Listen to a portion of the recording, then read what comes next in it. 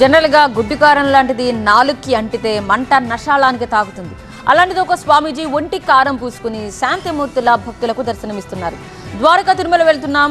ఒంటిపై ఎలాంటి షర్ట్ వేసుకోకుండా కారం అభిషేకానికి శివస్వామి ఎలా కూర్చున్నారో మీరు చూస్తున్నారు. ఇది ఆయనకు మొదటిసారి కాదు, కొన్నేళ్లుగా ఈ అభిషేకం చేసుకుంటున్నారట. ఒంటిపై కేజీల కొద్దీ కారం పోసుకున్నా తొణకలేదు, బెణకలేదు.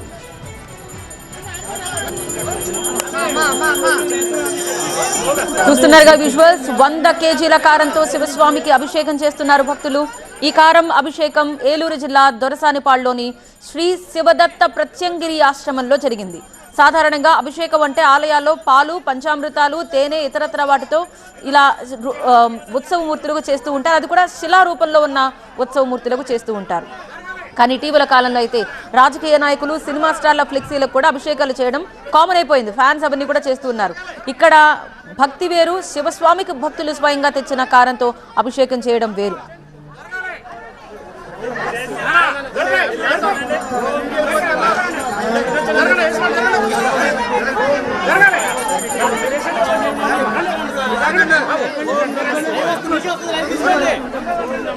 ఇలా స్వామికి కారంతో అభిషేకం చేస్తే తమకు మంచి జరుగుతుందంటున్నారు భక్తులు. 3 ఏళ్లుగా అభిషేకంలో పాల్గొంటున్నామంటున్నారు.